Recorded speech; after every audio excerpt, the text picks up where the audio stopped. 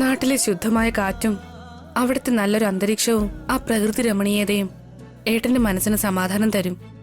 കുട്ടികളുടെ ഈ പിടിവാശിയൊക്കെ കഴിയുമ്പോ അപ്പൊ നമുക്ക് മടങ്ങി വരാം. പക്ഷേ അച്ഛനാണെങ്കിൽ നമുക്ക് വേണ്ടി സ്ഥലം വിൽക്കുമെന്ന് പറഞ്ഞോണ്ടിരിക്കയില്ലേ? സംസാരിച്ച് അച്ഛന്റെ മനസ്സ് മാറ്റാൻ ഏട്ടൻ എന്താ അറിയാത്ത കാര്യമാണോ?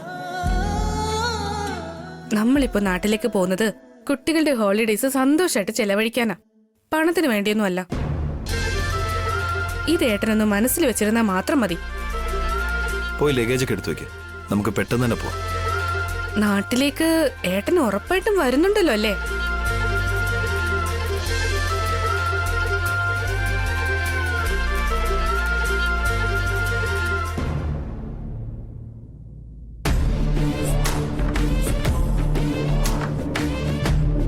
പ്ലാൻ എന്ന് പറഞ്ഞ ഇങ്ങനെ ആയിരിക്കണം. ചെടിക്ക് കയറ് കെട്ടുന്ന പോലെ, ഓരോ കല്ലെടുത്ത് വെച്ച് ചുമര് കെട്ടിപ്പൊക്കുന്ന പോലെ എല്ലാം പെർഫെക്റ്റ് ആയിരിക്കണം. നീയും നിന്റെ അമ്മയും എന്റെ ഇളയമ്മയും ചെയ്യാറുണ്ടല്ലോ പ്ലാന്, ഒരെണ്ണം പോലും സക്സസ് ആവില്ല. ഇമോഷണൽ ആയിട്ട് എന്റെ ഏട്ടനെ ബ്ലാക്ക്മെയിൽ ചെയ്ത് എങ്ങനെ എന്റെ വഴിക്ക് കൊണ്ടുവന്നെന്ന് നീ കണ്ടതല്ലേ? കണ്ടു. അഥവാ നിന്റെ ചേട്ടൻ റിവേഴ്സ് അടിച്ച് നിന്നെ പോകാൻ സമ്മതിച്ചിരുന്നെങ്കിലോ അപ്പൊ എന്ത് ചെയ്യായിരുന്നു? ഇട്ടിരുന്ന ഡ്രസ്സുമായി റോഡിലിറങ്ങി ഭിക്ഷ എടുക്കേണ്ടി വന്നനെ. എടി പൊട്ടിക്കാളി, എന്റെ ഏട്ടന് അത്രയ്ക്ക് വലിയ ബുദ്ധിയൊന്നുമില്ല. ഈ ഭൂമിയിലേക്ക് വന്ന ഉടനെ അയാളുടെ ബ്രെയിന് ഫ്രീസറിൽ വച്ചിട്ടാ വന്നത്. അയാളുടെ തലയിലെ കളിമണ്ണല്ലാതെ വേറെ ഒന്നുമില്ലടി. അതുകൊണ്ടാ നിന്റെ പ്ലാനിൽ ഇത്ര പെട്ടെന്ന് വീണത്. ഇനി വളരെ വൈകാതെ ഈ സ്വത്ത് മുഴുവനും നമ്മുടേതാകും. അതെ, നമുക്ക് രണ്ടുപേർക്കും ഗജകേസരി യോഗ ഉള്ളത്. കിട്ടില്ലടാ. നിങ്ങൾക്കിപ്പോ കണ്ടക ശനിയാ തുടങ്ങാൻ പോകുന്നത്. നിങ്ങൾ എന്താ പറഞ്ഞു വരുന്നേ? ഇന്നലെ നിന്റെ അച്ഛൻ നാട്ടിലേക്ക് പോയിട്ടില്ലെന്ന്. പിന്നെ എവിടേക്കാ പോയത്? അബിയുടെ വീട്ടിലേക്കാ പോയിരിക്കുന്നത്. പുള്ളി എപ്പോഴും അങ്ങോട്ടല്ലേ പോവാറ്, അതിലിപ്പോ എന്താ ഇത്ര അതിശയം? പ്രത്യേകതയല്ല, ഈ പ്രാവശ്യം വലിയൊരു വിശേഷമുണ്ട്. എന്താണ് ആന്റി? നിന്റെ അമ്മായി അച്ഛൻ അബീനെയും വസുവിനെയും കുട്ടികളെയും കൂടെ തന്റെ കൂടെ കൂട്ടിക്കൊണ്ടു പോകുന്നു. ഫാക്ടറിയിൽ നിന്ന് സ്വയം ഇറങ്ങിപ്പോയതല്ലേ, ഇനി നാട്ടിലേക്ക് പോയി തോട്ടിയെടുത്ത് കൃഷിപ്പണി വല്ലതും ചെയ്യുമായിരിക്കും. അവർക്ക് ആ നാട്ടുമ്പുറവാ നല്ലത്. അവരാ നാട്ടിലേക്ക് പോയി മണ്ണിലൊക്കെ പണിയെടുത്ത് നല്ല ലേബർ ആയിട്ട് ജീവിക്കട്ടെ. ചീതിയൊക്കെ നിർത്തി ഞാൻ പറയുന്നൊന്ന് ശ്രദ്ധിച്ചു കേൾക്കാമോ? അബിയെയും കുട്ടികളെയും അദ്ദേഹം നാട്ടിലേക്ക് കൂട്ടിക്കൊണ്ടു പോകുന്നത് അവിടെ കൃഷി ചെയ്യാൻ വേണ്ടി ഒന്നല്ല. നിങ്ങളുടെ സ്ഥലം വിറ്റ് ആ പണം അബിക്ക് കൊടുക്കാനാ. ആ പണം ഉപയോഗിച്ച് അബി എന്തോ ബിസിനസ് തുടങ്ങാൻ പോവാണെന്ന്. ഞങ്ങൾക്ക് അവകാശപ്പെട്ട സ്വത്ത് അബിക്ക് എങ്ങനെ കൊടുക്കും? എന്താ, അബി അവന്റെ സ്വത്ത് നിങ്ങൾക്ക് തന്നില്ലേ? അത് അവരുടെ ഇഷ്ടം. എന്നാൽ ഞങ്ങളുടെ സ്വത്ത് അവർക്ക് കൊടുക്കാൻ ഞങ്ങൾക്ക് താല്പര്യമില്ല. അതിന് നിങ്ങളുടെ താല്പര്യം ഇവിടെ ആരാ ചോദിക്കുന്നേ? അത് ചേട്ടന്റെ സ്ഥലമാ. അത് അദ്ദേഹം നിങ്ങളോടുള്ള ദേഷ്യം കൊണ്ടും അബിയോടുള്ള സ്നേഹം കൊണ്ടും കൊടുക്കുക. അത് പറ്റില്ലെന്ന് പറയാനുള്ള അവകാശം നിങ്ങൾക്കില്ല. എന്തുകൊണ്ടില്ല? ഞങ്ങൾ അദ്ദേഹത്തിന്റെ സ്വന്തം മക്കളാ. ഏതോ ഒരുത്തിന് കൊടുക്കാന്ന് വെച്ചാ ഞങ്ങൾ അത് നോക്കിയിരിക്കോ? വിടാതെ പിന്നെ സ്വന്തം അച്ഛന്റെ പേരിൽ കോടതിയിൽ കേസ് കൊടുക്കുവോ? അതുകൊണ്ടൊന്നും ഒരു കാര്യം ഉണ്ടാവാൻ പോകുന്നില്ലടാ. അതെന്താന്നറിയോ? അത് ചുമ്മാ കിട്ടിയ സ്ഥലമൊന്നല്ല, നിന്റെ അച്ഛൻ അധ്വാനിച്ചുണ്ടാക്കിയ സ്ഥലം. ആർക്ക് വേണമെങ്കിലും കൊടുക്കാനുള്ള അവകാശം അദ്ദേഹത്തിനുണ്ട്.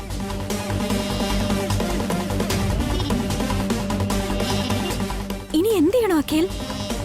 എങ്ങനെയെങ്കിലും ആ സ്ഥലം നമ്മുടെ കയ്യിൽ വരണം. ആ അബിക്കും വസുവിനും കിട്ടാൻ പാടില്ല. അയാളുടെ കാര്യത്തിൽ തലയിടരുതെന്ന് ഏട്ടൻ നേരത്തെ പറഞ്ഞതേ ഉള്ളൂ. അയാളുടെ കാര്യത്തിൽ ഇടപെടാതെ നമ്മൾ എങ്ങനെയാ സ്വത്ത് കൈക്കലാക്കുക?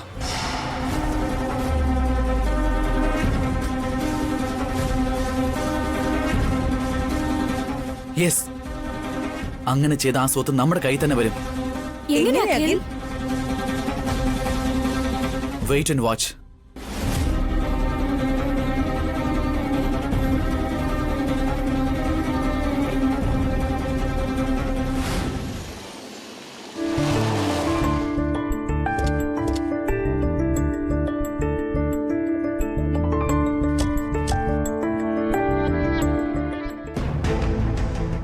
അമ്മേ, എന്തു പറ്റി ഭാവനെ? അകത്തേക്ക് കേറാം. അങ്ങോട്ട് നോക്കിയമ്മേ. വീട് പൂട്ടിയിട്ടിരിക്കുക.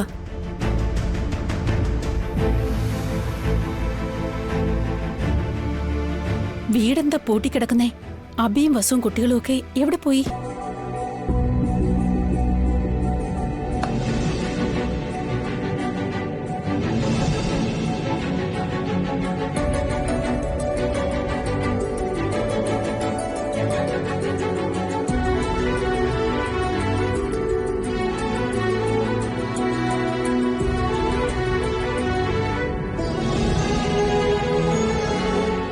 മക്കളെ പതുക്കെ വീഴും.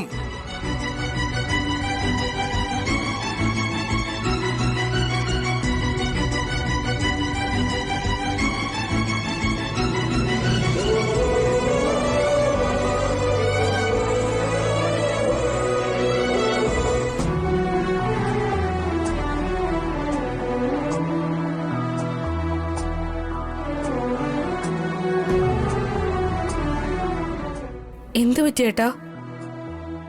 കഴിഞ്ഞ വർഷം ഇവിടെ വന്നല്ലേ കുടുംബത്തോടെ എല്ലാരും കൂടെ പൂജാ സെലിബ്രേഷൻസ് നടത്തിയത്.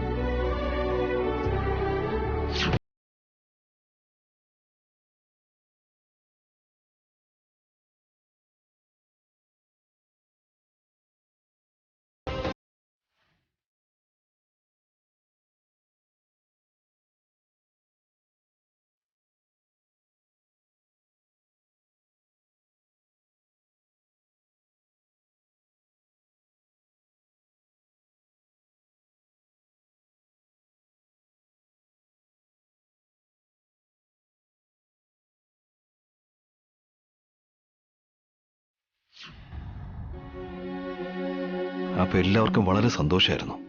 എല്ലാവരുമായിട്ട് നമ്മൾ അടിപൊളിയായിട്ട് സെലിബ്രേറ്റ് ചെയ്തു. എന്നാലിപ്പോ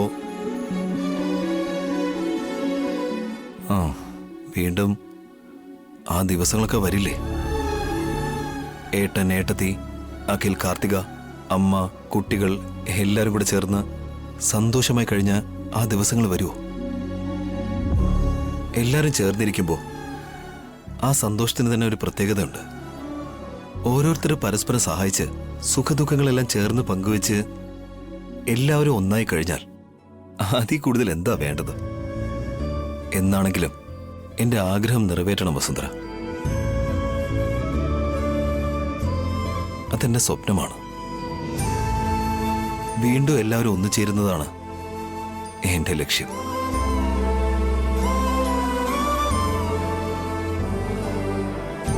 അഭി, വസു, എന്താ അവിടെ തന്നെ നിന്നളഞ്ഞ് കേറി വരേണ്ടി വരും.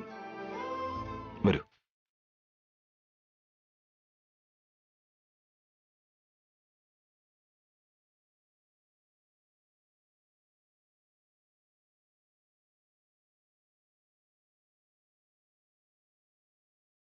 മുത്തശ്ശ, നമ്മുടെ പശു എന്തിയേ? നമ്മുടെ കോഴികളൊക്കെ എവിടെ പോയി? എരുമയും ആടും ഒക്കെ ഉണ്ടായിരുന്നല്ലോ. എല്ലാം കാണിച്ചു തരാം. നിങ്ങൾ കുറച്ചു നേരം റെസ്റ്റ് എടുക്ക്. ഞാൻ പാടത്തേക്കൊന്ന് പോയിട്ട് വരാം. വെള്ളം തുറന്നു വിടണം. ഞാൻ പോയിട്ട് വരാം അച്ഛാ. എന്നോടുള്ള സ്നേഹം കൊണ്ട് പറയുന്നതാണോ അതോ വയല് കാണണം എന്നുള്ള ആഗ്രഹം കൊണ്ട് പറയുന്നതാണോ? ഈ പ്രായത്തിൽ കൂടെ അച്ഛന് വയലിനോടുള്ള സ്നേഹത്തെ കുറിച്ച് പറയുക. ആ സ്നേഹം അച്ഛന്റെ കൂടപ്പിറപ്പാ. മണ്ണിനും മനുഷ്യനും തമ്മിൽ എപ്പോഴും ബന്ധമുണ്ടാവില്ലേ അഭി? ആ ബന്ധം ഒരിക്കലും മുറിച്ചു മാറ്റരുത് അച്ഛാ. എപ്പോഴും അത് ബലപ്പെടുത്തണം. കൂടെ ജീവിക്കുന്ന മനുഷ്യർ ബന്ധങ്ങൾ അർത്ഥമുറിച്ചെറിയുമ്പോ മണ്ണിനോടല്ലേ മനുഷ്യൻ ബന്ധങ്ങൾ സ്ഥാപിക്കൂ? ആ മണ്ണിന് പോലും മനുഷ്യനോട് എന്ത് സ്നേഹമാണ്. മനുഷ്യനെ മണ്ണിലേക്ക് ആകർഷിക്കും. വേദനകളെയും കഷ്ടങ്ങളെയും മറക്കാൻ പഠിപ്പിക്കും. അമ്മയെപ്പോലെ താരാട്ടുപാടി ഉറക്കും. എന്തായി പറയുന്നെന്ന് ഞങ്ങൾക്ക് മനസ്സിലാവുന്നില്ല മുത്തശ്ശ. എന്നെ പോലെ നിങ്ങളുടെ അച്ഛനും മണ്ണിലേക്ക് ഇറങ്ങി കൃഷിപ്പണി ചെയ്യണമെന്ന് പറയുകയാണ് ഉണ്ണി. അങ്ങനെയാണോ അച്ഛാ? അങ്ങനെയാണെങ്കിൽ എന്നെയും കൂടി അച്ഛൻ്റെ ഒപ്പം കൂട്ടിക്കൊണ്ടു പോവാമോ? ഞങ്ങൾക്കും കൃഷി ചെയ്യണമെന്നുണ്ട്. ഞങ്ങളും കൂടെ വരാം അച്ഛാ. വേണ്ട മക്കളെ, ഇന്ന് നിങ്ങൾ എല്ലാവരും റെസ്റ്റ് എടുക്കുക. നാളെ നിങ്ങളെ കൊണ്ടുപോവാം. ആ വസുന്ധരെ, താൻ പെട്ടെന്ന് ഭക്ഷണം ഉണ്ടാക്ക്. കുട്ടികൾക്ക് അച്ഛനും നല്ല വിശക്കുന്നുണ്ടാവും. നീയും വേഗം പോയിട്ട് വാ അഭി. വയലുകൾക്ക് വിശക്കുന്നുണ്ടാവും. പെട്ടെന്ന് വെള്ളം കൊടുക്ക്. ശരി അച്ഛാ. വസുന്ധര, പോയിട്ട് വരാം. കണ്ടോ മോളെ, പട്ടണത്തിൽ ജീവിച്ചവൻ പെട്ടെന്ന് കൃഷിക്കാരനായി മാറിയിരിക്കുന്നു.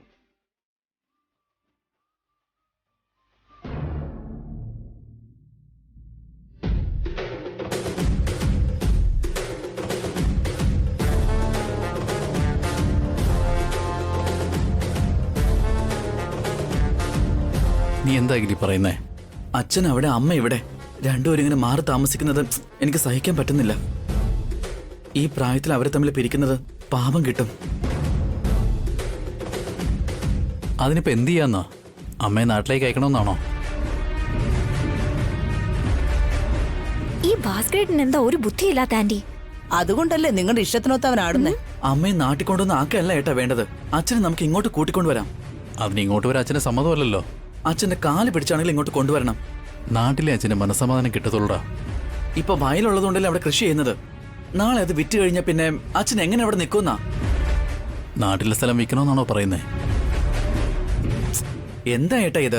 MLA സാറിന്റെ കൂടെ ചേർന്ന് ഓൾറെഡി റിയൽ എസ്റ്റേറ്റ് ബിസിനസ് തുടങ്ങണമെന്ന് പറഞ്ഞല്ലേ? MLA സാറ് ഡോക്യുമെന്റ്സ് വരെ ശരിയാക്കിയിട്ടുണ്ട്. അതിൽ ഞാനും ഏട്ടനും സൈൻ ചെയ്താൽ മാത്രം മതി. അതുകൊണ്ടല്ലടാ, ആ സ്ഥലത്ത് അച്ഛൻ ഒരുപാട് സെന്റിമെന്റ്സ് ഉള്ളതാ. അതുകൂടെ നമ്മൾ വിൽക്കുകയാണെങ്കിൽ അച്ഛൻ ഒരിക്കലും മനസ്സമാധാനം കിട്ടില്ല. അതൊക്കെ കറക്റ്റാ ഏട്ടാ. പക്ഷെ പ്രാക്ടിക്കലായിട്ട് ചിന്തിച്ചു നോക്ക്. എത്ര നാളെന്ന് വെച്ചാ അച്ഛൻ ഇങ്ങനെ കഷ്ടപ്പെടുന്നേ? അച്ഛന് വയസ്സായിട്ട് വരികയല്ലേ ഏട്ടാ. നമ്മൾ ജീവനോടെ ഇരിക്കുമ്പോ അച്ഛൻ വെറുതെ കഷ്ടപ്പെടാൻ പാടില്ല. അമ്മ ഇവിടെ ആക്കിയിട്ട് അച്ഛൻ എന്തിനാ ദൂരെ പോയി നിൽക്കുന്നേ? ഇനി എന്നായാലും അച്ഛൻ ഇങ്ങോട്ട് തന്നെയല്ലേ വരേണ്ടത്. അതുകൊണ്ട് നമുക്ക് ഇപ്പൊ തന്നെ കൂട്ടിക്കൊണ്ടുവരാം. അമ്മയും അച്ഛനും ഒരുമിച്ചും ഹാപ്പി ആയിട്ടിരിക്കട്ടെ.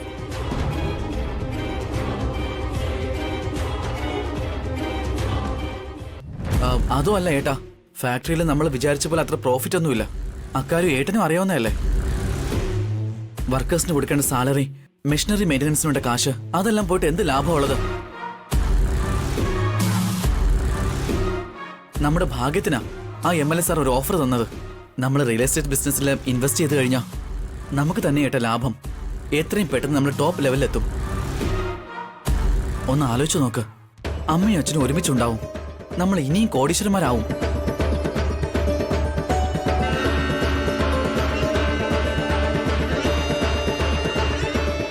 അമ്മേ വരൂ. ഇപ്പോഴേ ഏട്ടൻ എന്നോട് ഒരു നല്ല കാര്യം പറഞ്ഞത്. എന്ത്? അമ്മ ഇവിടെ അച്ഛൻ അവിടെ നിൽക്കാതെ രണ്ടുപേരും ഒരുമിച്ചൊരു വീട്ടിൽ നിൽക്കാൻ ഏർപ്പാട് ചെയ്യണമെന്ന്.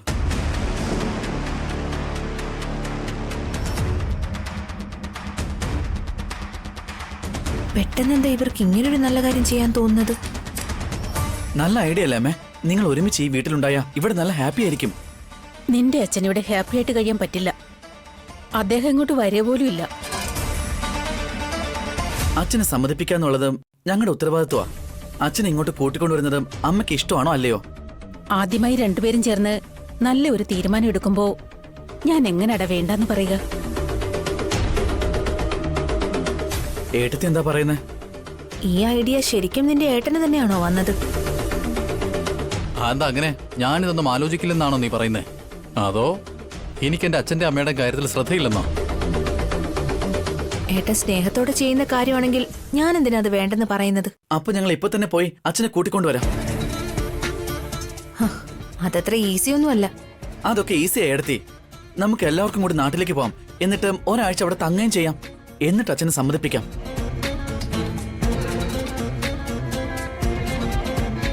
നമ്മളെല്ലാവരും ഒരുമിച്ച് പറഞ്ഞാൽ അച്ഛൻ സമ്മതിക്കാതിരിക്കില്ല. Good idea Akhil. എത്രയും പെട്ടെന്ന് ലഗേജ് റെഡിയാക്കാം.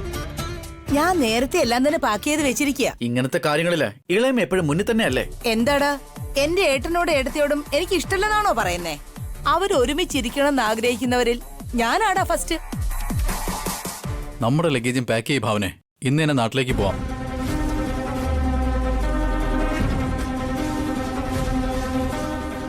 വാ കാർത്തിക, നമുക്ക് ലഗേജ് പാക്ക് ചെയ്യാം. ശരി.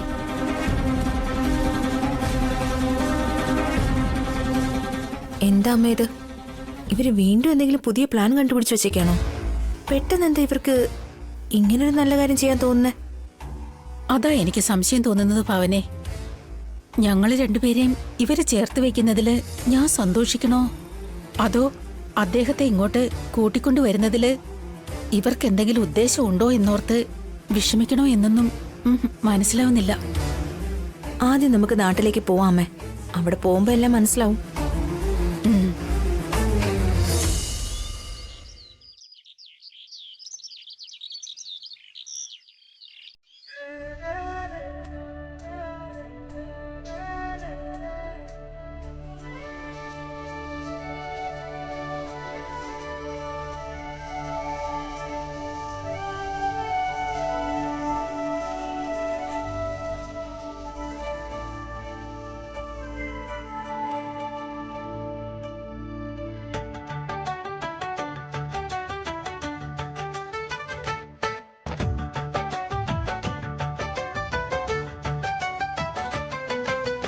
நாட்டுப்பாட்டு கேட்டோ நாஞ்சி நாட்டு காட்டே ஆண்டி கோயில் தாண்டும் பொம்மலாட்ட காட்டே ஆட்டு நீட்டு மீனே ஆடி மாசமாയോ ചേറ്റിലൊട്ടലിട്ടാൽ എന്റെ കൂടെ വരുമോ തെങ്കാശി ചാന്ത് തരുമോ അമ്മേ മുത്തശ്ശ നാട്ടുപാട്ട് കേട്ടോ നാഞ്ചി നാട്ട് കാറ്റേ പാണ്ടി കോയിൽ താണ്ടും ബൊമ്മലാട്ട കാറ്റേ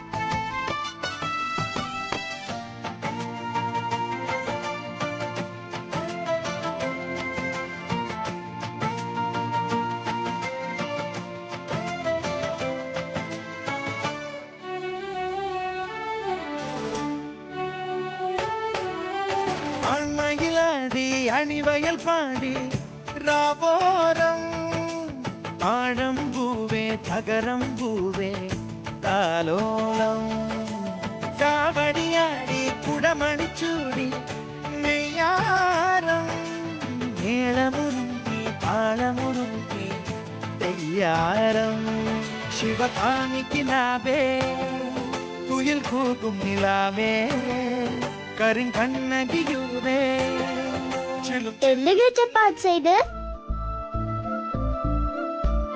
ഫാർമർ ഗെറ്റപ്പാനു ഈ ഗെറ്റപ്പിൽ അച്ഛനെ കാണാൻ നല്ല ഭംഗിയുണ്ട്. ഇത് ഗെറ്റപ്പല്ല മോളെ, നമ്മളുടെ പൂർവികരുടെ ലൈഫ് സ്റ്റൈലാ. ഏട്ടനെ ഇപ്പൊ കണ്ട ഒരു കൃഷിക്കാരനെ പോലെ തോന്നുന്നു. കൃഷിക്കാരനെ പോലെയല്ല മോളെ, കലപ്പ എപ്പോഴെടുക്കുന്നു അവൻ കൃഷിക്കാരനായി. കൃഷി അവന്റെ രക്തത്തിൽ തന്നെ ഉണ്ട്. ഏട്ടന് കൃഷിയൊക്കെ ചെയ്യാൻ അറിയോ അച്ഛാ? എന്ത് ചോദ്യമാ മോളെ ഇത്? അവന്റെ മുതുമുത്തച്ഛൻ, എന്റെ അച്ഛൻ, ഞാൻ എല്ലാം കൃഷിക്കാർ തന്നെയാ മോളെ. കുട്ടിക്കാലത്ത് അഭി വളരെ ആഗ്രഹത്തോടെ വയലിലേക്ക് ഓടി വരും. ഞങ്ങളുടെ കൂടെ ചേർന്ന് ജോലിയെല്ലാം ചെയ്യും. അവൻ എത്ര പഠിച്ചു വലിയവനായാലും സിറ്റിയിൽ ജീവിച്ചാലും ബിസിനസ്സുകാരനായാലും അടിസ്ഥാനപരമായി അവനൊരു കൃഷിക്കാരൻ തന്നെയാ.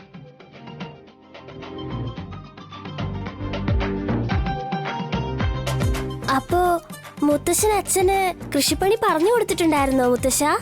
മീനിനെ നമ്മൾ നീന്താൻ പഠിപ്പിക്കണോ? പക്ഷികളെ നമ്മൾ പറക്കാൻ പഠിപ്പിക്കണോ ഉണ്ണി? നിന്റെ അച്ഛന് ജനിച്ചപ്പോൾ മുതൽ കൃഷിയെപ്പറ്റി അറിയാം.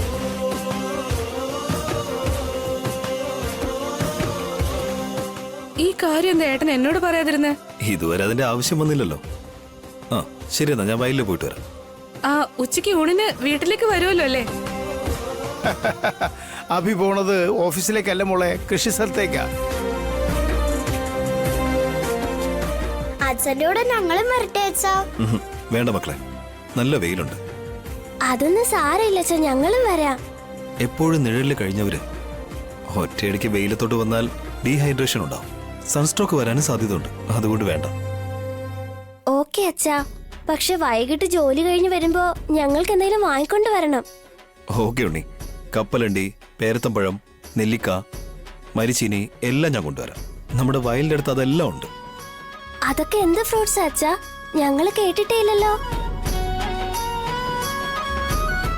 അതെ അച്ഛാ, ഞങ്ങൾക്ക് മാംഗോസും ആപ്പിൾസും ഗ്രേപ്സും പോലുള്ള ഫ്രൂട്ട്സേ അറിയൂ.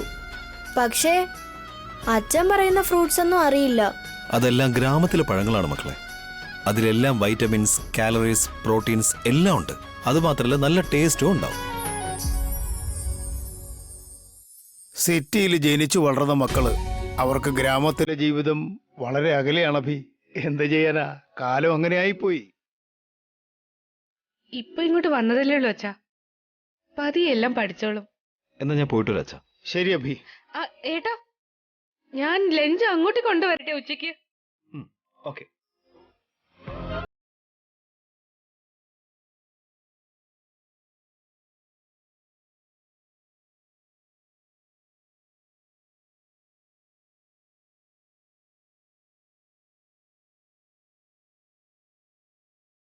ഒരുപാട് സന്തോഷത്തോടെ പോകുന്ന കാണും.